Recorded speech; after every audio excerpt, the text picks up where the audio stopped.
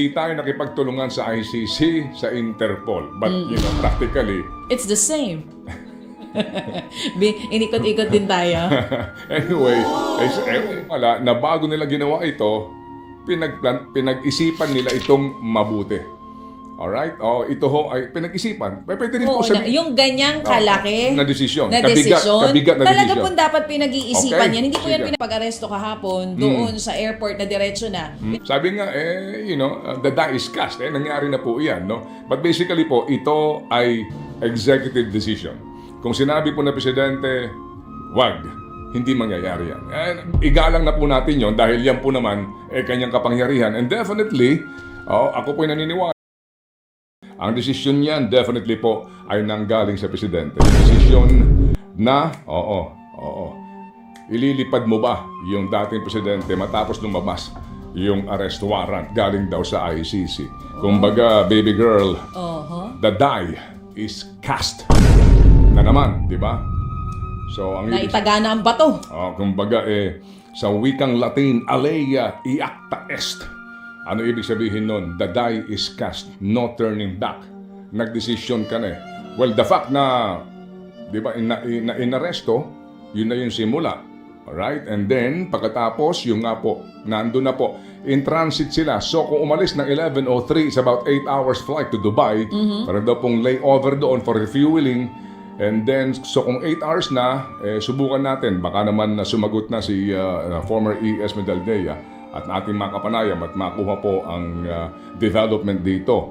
And then from Dubai, ang inaasahan dyan, hindi na po bababa ng aeroplano at magre-refuel lamang at didiretso na po dito po sa the Netherlands.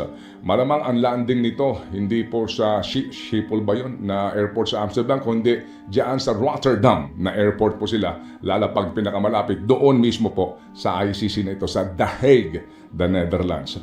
And mga kapatid, nasa atin naman linya ngayon para natin malaman ano ba ang kanila pong next move dito. At kagabi po, meron po kasing inilabas na press release kahapon, kagabi, ang Supreme Court late in the afternoon, kaya marami nag-aabang nako, malamang makakuha ng TRO. Sila Senador Bato de la Rosa at sila Atty. Torion na naghain ng petition for certiorari, kumbaga kine-question nila itong galaw na ito ng gobyerno, and then prayer for TRO. So ngayon po lalabas na academic na, lalabas na moot na yung TRO kasi yung Wala ng silbi. yung pinipigilan ninyo nangyari na eh. Pero yung kaso po doon sa pag-question o sa pag-aresto, palagay ko po buhay pa yon. Pero yun nga, no, kung kahapon po ay naglabas ng TRO ang Supreme Court, hindi po mangyayari ito. Pero hindi natin kini-question yun. Yan po ay desisyon ng ating pong mga maestrado. Ang sabi ng Supreme Court, di ba? Dahil daw po ito'y napaka-importante, nagsabi po si Supreme Court Chief Justice Hesmundo na magkaroon ng special raffle sa kung sinong maestrado po ang hahawak sa kaso. Wala pong binanggit kung nagkaroon na po ng raffle, meaning ngayon meron na pong maestrado na in charge dito. Pero mukha pong walang nailabas na Supreme Court TRO.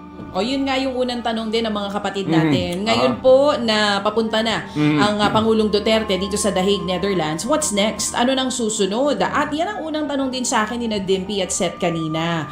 Na naitanong ko rin sa'yo, baby. Sabi ko nga sa'yo, so wala na palang epekto itong TRO kahit pa maglabas sila. O hindi na talaga sila maglalabas at all.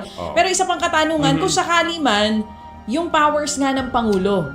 Kung di naglabas ng TRO kagabi, pero kung sinabi ng Pangulo na hindi tayo makikipag-cooperate pa rin sa ICC, so pwedeng hindi natuloy ang pagpunta niya sa the Netherlands? Kasi di ba the President has been saying in the past, paulit-ulit, na hindi makikipag-cooperate. Noon dati ito, ang Pilipinas sa ICC.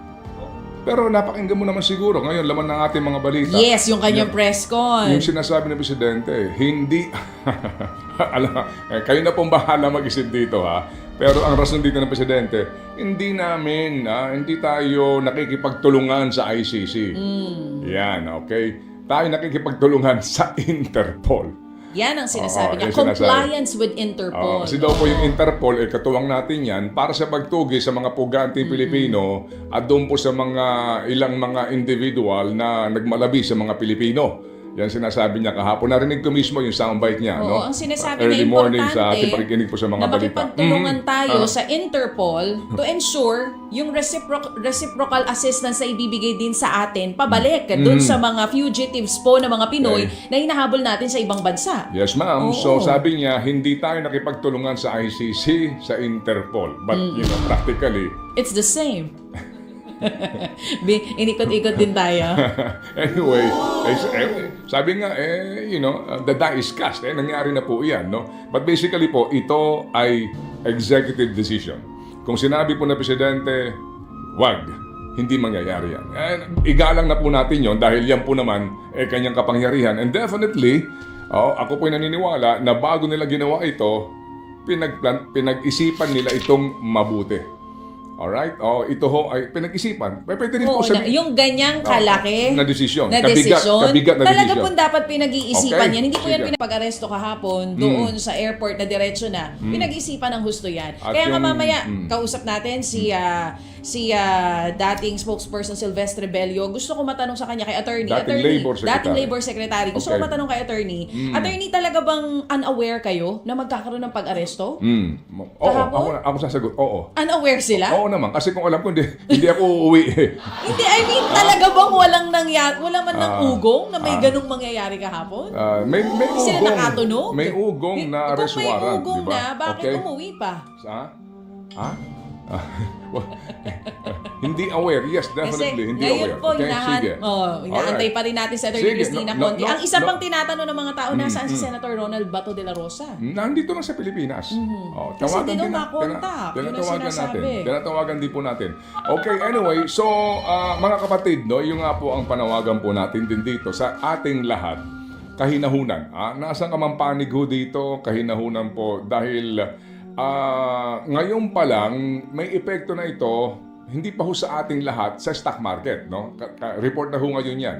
Opo, naging matamlay, at eventually po maraming magmamasid rito doon sa mga foreign direct investors natin na sinasabi, etc., etc. May effect 'yan kasi hindi mo alam ano ang susunod na mangyayari. Di ba? O kung ikay negosyante na dayuhan, maglalagak ka ng puhunan dito, mag-iisip-isip ka muna. Ay, ano ba ang mga mangyayari dyan dito sa mabigat na naging political decision din ng ating presidente sa pagpapadala ng dating Pangulo sa the Netherlands and yung pending pa rin pong impeachment trial ni VP Sara.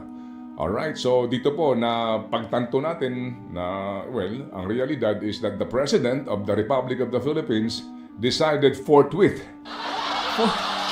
Pero, Decided forthwith, mga kapatid. forthwith proceed ang kanyang Okay. desisyon. Tama. Parang, ako lang to Tinanong siguro siya, Mr. President, what is your decision Yan.